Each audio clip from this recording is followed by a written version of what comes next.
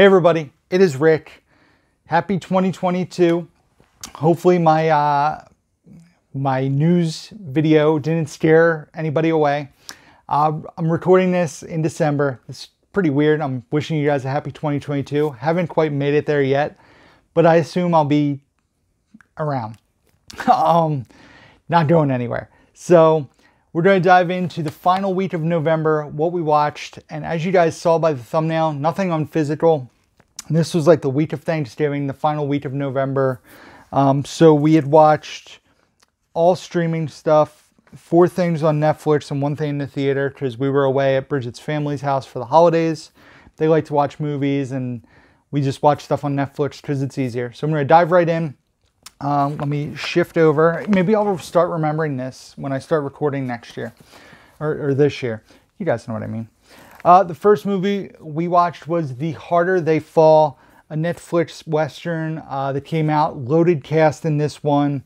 A trailer that sold me. The cast features Jonathan Majors from Lovecraft Country, R.J. Tyler, Zazie Beetz, Regina King, Idris Elba, Lakeith Stanfield. A loaded cast. And the first like 20 minutes I was sucked in. It was action. It almost like reminded me of a Tarantino film. Then the movie kind of like switches how it presented information and felt very like, I don't want to say messy, but jumped around in time and lost me a bit in the middle. A little messy, I guess, overall, I would say, and some slow in some spots, but the third act was really well done. Kept me interested, and like I said, the movie, beautiful cinematography. The movie looks tremendous. A fantastic cast of actors, and some really cool action scenes. Some gritty violence in there as well. I gave The Harder They Fall a 3.5 out of 5. Definitely recommend checking this one out if it's on your radar. The next title we checked out, I actually own physically. I forgot to take out a copy to show it, but we watched it on Netflix. And it is a film called Miss Sloane. Like I said, we were at my girlfriend's family's house. Her dad ended up putting it on one afternoon, and there was too much happening, so he stopped it. And we were looking for a movie to watch that night. And I said, we've never seen Miss Sloane. And it looked really interesting. So put that on. Jessica Chastain plays the lead actress. She's like a very highly sought after political advisor, lobbyist for Washington, D.C. A powerhouse client approaches the firm she works for and wants her to help attempt pass a gun control law. And she actually decides to leave this high power firm and work for a different firm against the gun control law that's being put into place. The movie features a lot of twists and turns, and Jessica Chastain kills it as the lead in the movie. Really, really well done. I give Miss Sloane a 4 out of 5, a good political thriller for sure. One I would recommend checking out if you have interest. Definitely, I enjoyed it quite a bit. Next thing we watched, and this is going to be a very brief review because this wasn't a movie on my radar, didn't really intrigue me, not really geared towards me personally. It's a movie called A Boy Called Christmas, a Netflix exclusive film. It's a very whimsical Christmas movie for the family. It never really drawed me in. Maggie Smith's in it, Kristen Wiig is in it, but it just didn't appeal to me personally. So I ended up falling asleep through part of it. I had to go back and watch what I missed just because that's how my brain operates. Unless something is really, really horrible and I have no interest in going back, like I'll go back and watch something even if I nodded off like for 5 minutes or 25 minutes. So I missed a good 35-minute portion of this and went back and had to rewatch it. And just not my cup of tea. It was entertaining. Definitely, I think families would enjoy it. Probably be fun for little kids. But I give it a 2.5 out of 5. Not really, like I said, my cup of tea. So the next thing we watched, we had come back home on the weekend, and we were listening to like a 2000s rap playlist on our ride home, and Ja Rule came on, and it got Bridget and I talking about the Fire Festival, and she had watched both documentaries that came out. There was a Netflix and a Hulu one. So I said, well, I'd be interested in watching it. And Bridget said, I really want to rewatch one of them. So we put the one on Netflix called Fire. And I didn't really know a lot about the ins and outs of the festival. So this documentary was pretty crazy to me. I've heard things, obviously these came out in like 2019, but I'd heard things about the festival and the scumbag Billy McFarland that was the mind behind Fire the company and the Fire Festival. Basically created this app, and you were going to be able to book like performers and celebrities for appearances and whatnot. And then he got a lot of influencers and social media stars to promote the festival by going to an island, you know, like Emily Ratajkowski and the one Jenner and Haley Baldwin at the time, now Haley Bieber.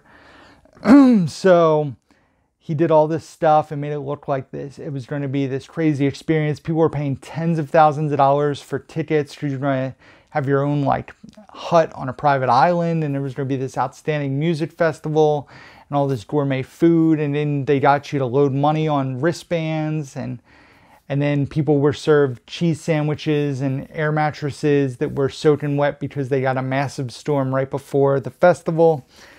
It turned out to be a crazy, like, huge thing. And then Billy McFarland was trying to do other stuff. It's just crazy. So I recommend watching it. It was pretty interesting if you guys haven't seen the Fire documentary. There's also one on Hulu, but we picked the one on Netflix to watch, and I gave it a 4 out of 5. Pretty crazy stuff. The last thing we watched this week was in theaters. I had taken a couple-day vacation the middle of the week after Thanksgiving, and we went and saw House of Gucci, one of my most anticipated movies, when I saw Lady Gaga, Adam Driver, Al Pacino, Jared Leto. I mean, just a who's who. The last time I saw Lady Gaga on the screen, she blew me away in Star is Born, which was my favorite movie of that year. So this movie is incredibly tough for me to put a rating on. Why do I say that? Well, I will say that I absolutely love the performances of Lady Gaga, Jared Leto, and most of all, Al Pacino. Love their performances. They were all fantastic in the movie.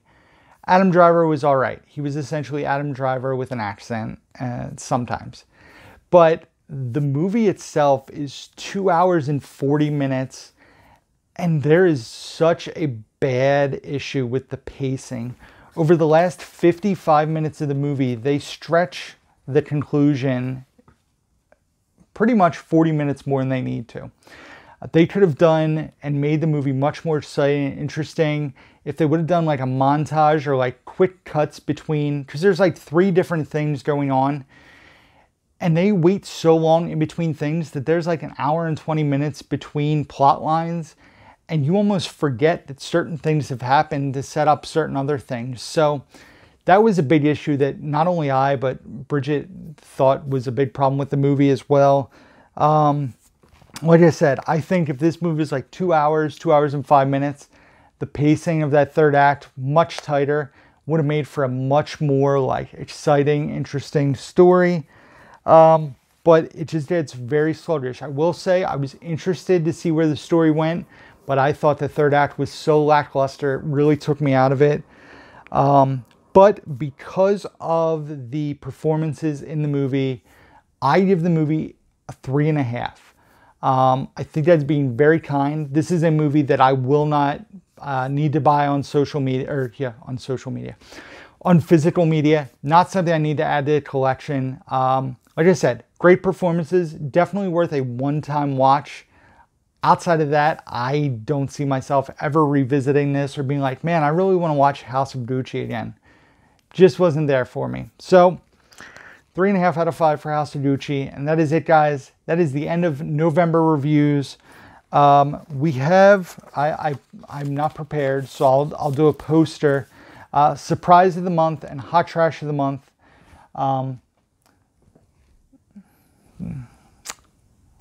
I guess I'll do posters. I really don't feel like getting up and patching video. So the surprise of the month is 10 Items or Less, a movie that I only had on my watch list because Jonah Hill was in it for one scene. And I was actually pleasantly surprised with what I saw. Morgan Freeman, Paz Vega in this movie about just a woman and her regular life and a movie star following her around for the ride. So I enjoyed it quite a bit. Check it out if it's not on your radar. I think it's worth a watch for sure. Hot Trash of the Month for me was the 1983 film Easy Money. Rodney Dangerfield and Joe Pesci in an R-rated comedy. I was on board, and then I was just bored by the time the movie ended. It just didn't do much for me. So Easy Money, I say hot trash, avoid it, stay away. And yeah, so that is it, guys. Thank you for watching this video. Hopefully you enjoyed it. Be sure to check out the description box down below. You can find links to my Facebook, Instagram, Twitter. Also my Letterboxd, where I rate and review all the movies that I watch. I became a Patreon member of Letterboxd in December, so I'm pretty excited about that. Also, be sure to check out down below where you can find my Blu-ray.com profile, which features my entire collection and wish list, my Amazon wish list, my email address, P.O. Box, as well as my eBay store. So that is it, guys. Thank you for watching. Until next time, who's down to movie?